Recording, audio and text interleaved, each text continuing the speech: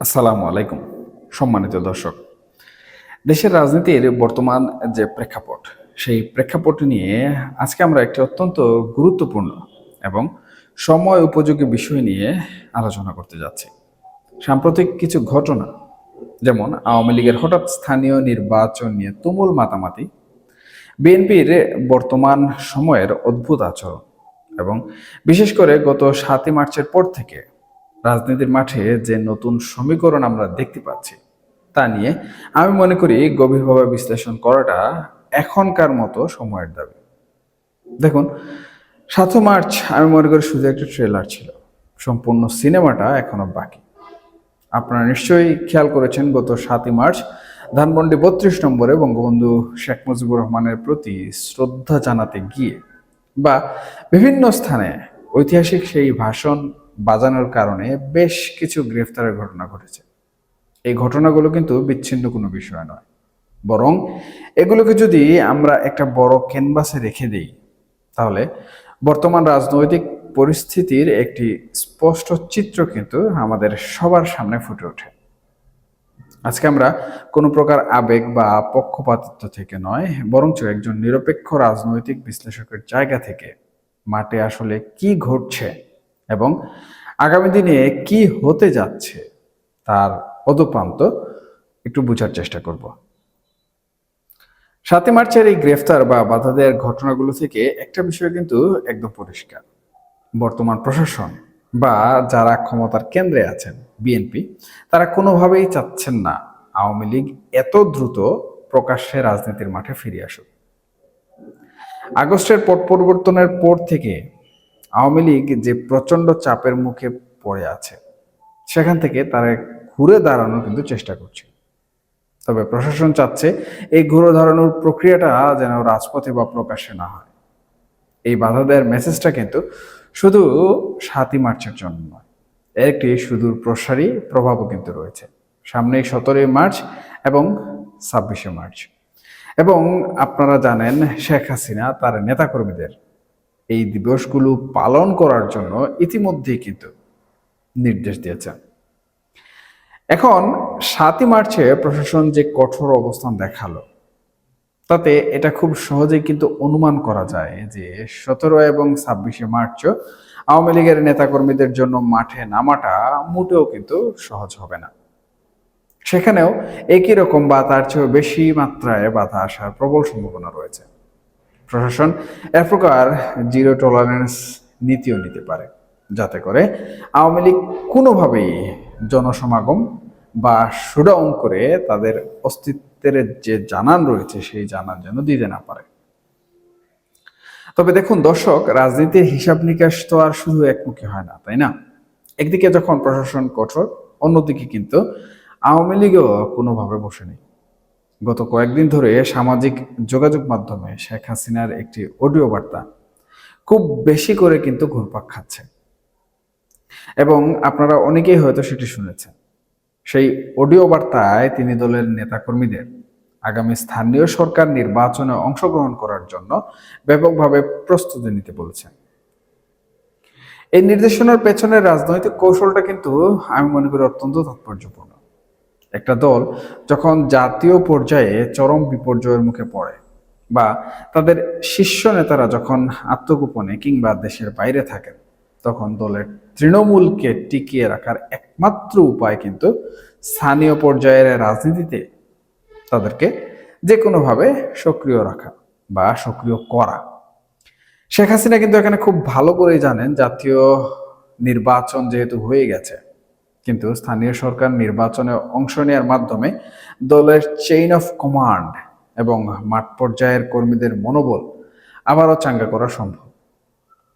Union পরিষদ বা উপজেলা নির্বাচনগুলো মূলত স্থানীয় প্রভাব, আত্মীয়তা এবং ব্যক্তিগত জনপ্রিয়তার উপর ভিত্তি করে হয়ে থাকে। এখানে দলীয় প্রতীকের চেয়ে প্রার্থীর ব্যক্তিগত পরিচয় অনেক সময় বড় হয়েই কিন্তু দাঁড়ায়। আর ঠিক এই সুযোগটাই বর্তমান সময়ে আওয়ামী লীগ কিংবা আওয়ামী লীগের সভানেত্রী শেখ হাসিনা অত্যন্ত সুকৌশলে কাজে লাগাতে চাচ্ছেন। কিন্তু এখানেই আসে সব থেকে বড় প্রশ্ন এবং বাস্তবতার কঠিন চ্যালেঞ্জ। ডক্টর ইউনূসের নেতৃত্বাধীন অন্তর্বর্তীকালীন সরকার যখন ছিল, তখন কিন্তু আওয়ামী লীগের উপর এক ধরনের লিখিত বা আইনি নিষেধাজ্ঞা দিয়ে গিয়েছিল। দলটির শীর্ষ থেকে শুরু করে তৃণমূল পর্যায়ের হাজার হাজার নেতাকর্মীর নামে অসংখ্য মামলা রয়েছে বর্তমানে। এর সাথে যোগ হয়েছে স্থানীয় পর্যায়ের চরম রাজনৈতিক প্রতিহিংসা। এই অবস্থায় আওয়ামী লীগ আসলে কিভাবে দলীয় ব্যানারে নির্বাচনে আসবে, এটা একটা বিশাল বড় বাধা। তবে একটু গভীরভাবে চিন্তা করলে এর কিছু সম্ভাব্য উপায় পাওয়া যায়। আওয়ামী লীগ হয়তো সরাসরি দলীয় প্রতীক বা ব্যানারে সব জায়গায় নির্বাচন করবে না। তারা কৌশলগতভাবে স্বতন্ত্র প্রার্থী হিসাবে তাদের স্থানীয় যে জনপ্রিয়তা রয়েছে সেই জনপ্রিয়তার মাধ্যমে সেই জনপ্রিয় নেতাদের তারা নির্বাচনে দাঁড় করাবে। এতে করে সরাসরি দলীয় পরিচয় ব্যবহার না করেও তারা স্থানীয় জনপ্রতিনিধিদের একটা বড় অংশ নিজেদের দখলে নেওয়ার চেষ্টা করবে। আর যদি প্রশাসন নির্বাচনগুলোকে সম্পূর্ণ প্রভাবমুক্ত রাখে, তবে স্থানীয় সমীকরণে আওয়ামী লীগের অনেক প্রার্থী কিন্তু ব্যক্তিগত ইমেজে জয়লাভ করার একটি সক্ষমতা রাখেন। তবে মামলা এবং গ্রেফতার আতঙ্ক তাদের জন্য একটি বড় বাধা হয়েই থাকবে। অনেক নেতাকেই হয়তো আত্মগোপনে থেকে কিংবা পর্দার আড়ালে থেকে নির্বাচনী প্রচারণা চালাতে হবে, যা দেশের রাজনৈতিক পরিস্থিতিকে আমি মনে করি এক ধরনের অস্থিতিশীলতার দিকেও ঠেলে দিতে পারে। তবে শেখ হাসিনা এই যে একটি মাস্টার প্ল্যান করছেন, এই মাস্টার প্ল্যান এখনো কিন্তু স্থানীয় সরকার নির্বাচনের বা স্থানীয় যে জনপ্রতিনিধি নির্বাচনের যে সময়, এটা কিন্তু এখনো অনেক দূরে রয়েছে। সেই হিসাবে আমি মনে করি এই বার্তাটি শেখ হাসিনা এখন যেহেতু দিচ্ছেন, তার মানে তিনি চাচ্ছেন যে আলটিমেটলি এই সম্পূর্ণ সময়টাকে কাজে লাগিয়ে আওয়ামী লীগ যেন তাদের চেইন অফ কমান্ড তৃণমূল পর্যায় থেকে সম্পূর্ণভাবে বিল্টিন বা সাজিয়ে নিয়ে আসতে পারে, যাতে করে তারা স্থানীয় সরকার নির্বাচনগুলোতে তাদের জনপ্রিয়তা ব্যবহার করে একটি বড় কাঠামোগত পরিবর্তন আনতে সক্ষম হয়, অর্থাৎ বিজয় অর্জন করতে সম্ভব বা সক্ষম হয়। এখন যদি এটি প্রকৃতপক্ষে আওয়ামী লীগ করতে পারে, তাহলে দেখুন সরকার যতই কেন্দ্রে থাকুক না কেন, স্থানীয় সকল পর্যায়ে যদি আওয়ামী লীগের নেতৃত্ব বিরাজমান থাকে, তাহলে এখানে কিন্তু আওয়ামী লীগের ক্ষমতাই সব থেকে বেশি থাকে। কারণ মাঠ পর্যায়ে যার ক্ষমতা বেশি থাকে, দেশের রাজনীতির পরিমণ্ডলে তার ক্ষমতাই সব থেকে বেশি থাকে বলে কিন্তু ধরে নেওয়া হয়। শুধু ধরে নেওয়া হয় না, বাস্তবতাও কিন্তু তাই বলে। তবে এই যে দীর্ঘ সময় নিয়ে একটি প্রস্তুতি গ্রহণ, এখানে সেই বিএনপি এবং আওয়ামী লীগের অলিখিত যে সমঝোতার কথা আমরা বিভিন্নভাবে শুনে আসছি, বিচার বিশ্লেষণের মাধ্যমে তুলে ধরছি, সেটিও কিন্তু চলে আসে। এবং এটা যদি হয়ে যায়, তাহলে এই যে বিভিন্ন ধরনের প্রতিহিংসার কথাবার্তা আমরা বলছি, সেগুলো হয়তো বা থাকবে না এবং আওয়ামী লীগ সুষ্ঠুভাবেই স্থানীয় সরকার নির্বাচনে অংশগ্রহণ করতে পারবে। এই পুরো পরিস্থিতির মাঝে আওয়ামী লীগের দলীয় শৃঙ্খলার দিকটিও কিন্তু আমাদের নজরে আনতে হবে।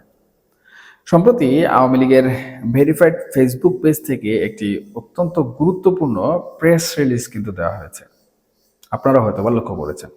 সেখানে স্পষ্ট করে বলা হয়েছে, দলের নির্দিষ্ট বা অফিসিয়াল পেজগুলো ছাড়া অন্য কোনো জায়গা থেকে কেউ কোনো বক্তব্য দিলে বা বিবৃতি দিলে দল তার দায়ভার নেবে না। সেটা নিতান্তই সেই ব্যক্তির একান্ত ব্যক্তিগত বক্তব্য হিসাবে গণ্য হবে। এই একটি মাত্র বিবৃতি কিন্তু অনেকগুলো বার্তার এখানে ইঙ্গিত দেয়।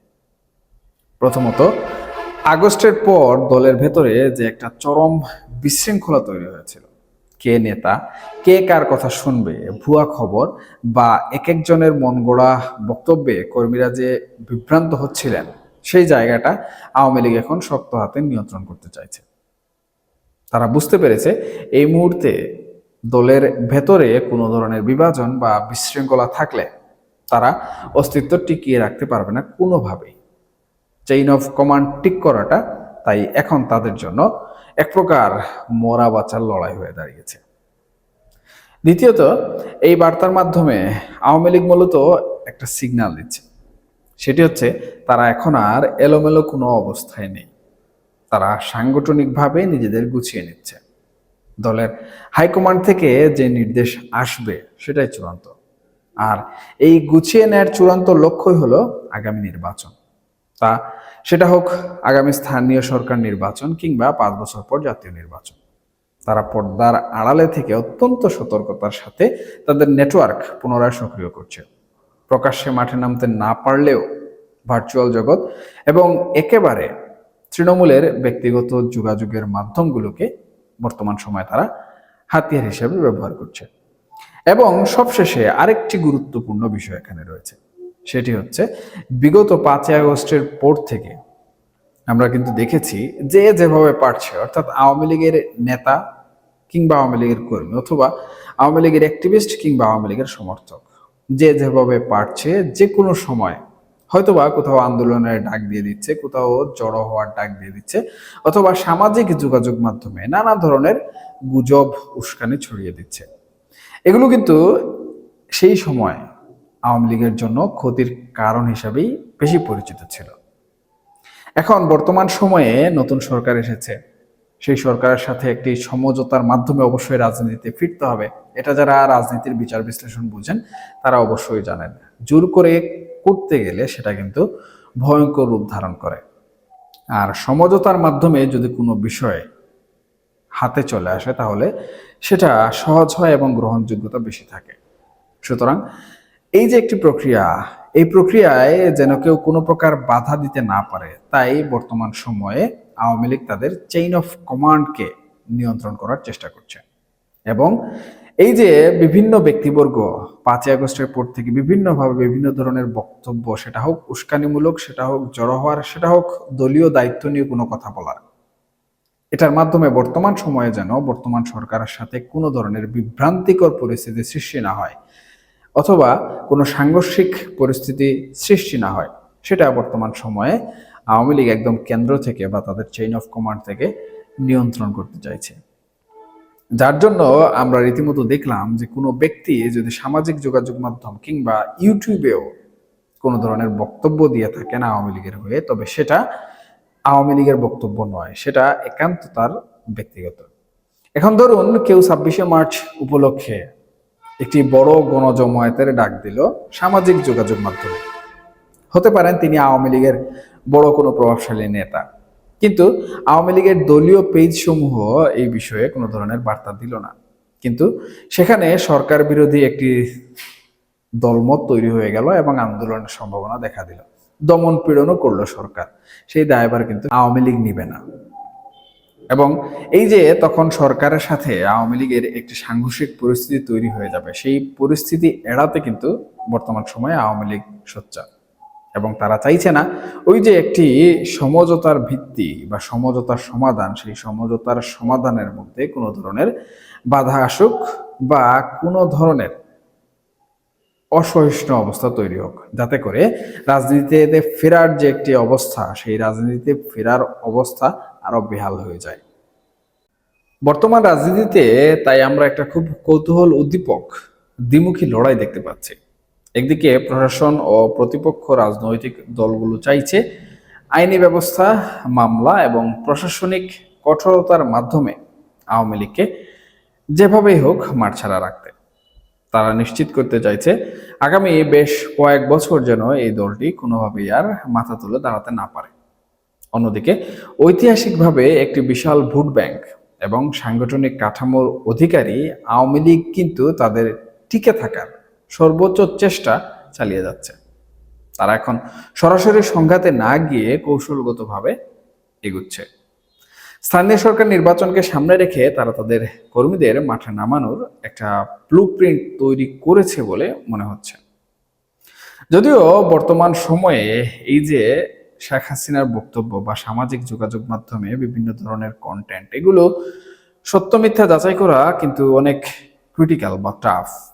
সেই হিসেবে আমি এখানে একটি কথা বলতে চাই দর্শকদের উদ্দেশ্যে, যে শেখ হাসিনার এই বার্তাটি যদি প্রকৃতপক্ষে সত্য হয়ে থাকে তাহলে আমি মনে করি এটি শুধুমাত্র যে তৃণমূল নেতাকর্মীদের চাঙ্গা করার জন্য দেয়া বক্তব্য তা কিন্তু নয়, বরঞ্চ এটি সেই ব্লুপ্রিন্টের একটি অংশ, যে ব্লুপ্রিন্টের মাধ্যমে বাংলাদেশের রাজনীতিতে আবারও শেখ হাসিনা বাংলাদেশ আওয়ামী লীগকে নিয়ে বীর দর্পে রাজনীতিতে ফিরতে চান। আর যদি এটি আসলে কোনোভাবে ফেক হয় বা মিথ্যা হয় তাহলে আমি মনে করি এটি শুধুমাত্র সেই সকল অতি উৎসাহী ব্যক্তিবর্গের প্ররোচনায় করা, যারা মূলত এই যে একটু আগে আওয়ামী লীগের পেজের বা আওয়ামী লীগের অফিসিয়াল বার্তার কথা বললাম, সেই বার্তায় থাকা সেই ধুরন্ধর ব্যক্তি যে চায় না প্রকৃতপক্ষে আওয়ামী লীগ সাংগঠনিকভাবে সক্রিয় হোক এবং আওয়ামী লীগ বাংলাদেশের রাজনীতিতে পুনরায় আবার ঘুরে দাঁড়াক। পরিশেষে একটা কথাই বলা যায়, বাংলাদেশের রাজনীতি কখনোই কিন্তু স্থির থাকে না। এখানে দৃশ্যপট বদলাতে খুব বেশি সময়ও লাগে না। আওয়ামী লীগ কতটা সফলভাবে তাদের এই ক্রান্তিকাল পার করতে পারবে, নাকি বর্তমান প্রশাসনের চাপে তারা আরো কোণঠাসা হয়ে পড়বে, তা দেখার জন্য আমাদের হয়তোবা আরো কিছুটা সময় অপেক্ষা করতে হবে। তবে 17 এবং 26শে মার্চকে কেন্দ্র করে দেশের রাজনৈতিক অঙ্গনে যে একটা নতুন উত্তাপ তৈরি হতে যাচ্ছে তা বলাই বাহুল্য। আমরা বিশ্লেষকেরাও তীক্ষ্ণ নজর রাখছি প্রতিটি ঘটনার দিকে, যেন প্রতিটির সূক্ষ্ম পোস্টমর্টেম করতে পারি। দর্শক, এই পুরো রাজনৈতিক পরিস্থিতি নিয়ে আপনাদের মূল্যায়ন কি? স্থানীয় সরকার নির্বাচনে আওয়ামী লীগের এই পরোক্ষ অংশগ্রহণের কৌশল কি সফল হবে বলে আপনারা আদৌ কোনোভাবে মনে করেন? আপনাদের মূল্যবান মতামত অবশ্যই আমাদেরকে জানাবেন। অথবা বিএনপি আওয়ামী লীগের যে কর্মসূচিগুলো সামনে রয়েছে সেই কর্মসূচিগুলোতে কতটা কঠোর হতে পারে, তারা কি আদৌ আওয়ামী লীগকে কোনোভাবে স্পেস দেবে নাকি স্পেস দেবে না, এই বিষয়েও আপনারা চাইলে আপনাদের গুরুত্বপূর্ণ মতামত জানাতে পারেন। এবং আওয়ামী লীগ যে সিদ্ধান্ত বর্তমান সময়ে নিয়েছে, তাদের অফিসিয়াল পেজ ব্যতীত অন্য কারো ব্যক্তিগত মন্তব্য, ব্যক্তিগত হুঙ্কার, সেগুলো কেবলমাত্র তার একান্ত ব্যক্তিগত দলীয় নয়। এই বিষয়টিকে আপনারা কিভাবে দেখছেন? আপনাদের গুরুত্বপূর্ণ মতামত কমেন্ট বক্সে জানাবেন, কারণ আপনাদের মতামত আমার জন্য অত্যন্ত গুরুত্বপূর্ণ। এখনকার মতো এ পর্যন্তই। সবাই ভালো থাকবেন, সুস্থ থাকবেন এবং অবশ্যই নিরাপদে থাকবেন। আল্লাহ হাফেজ।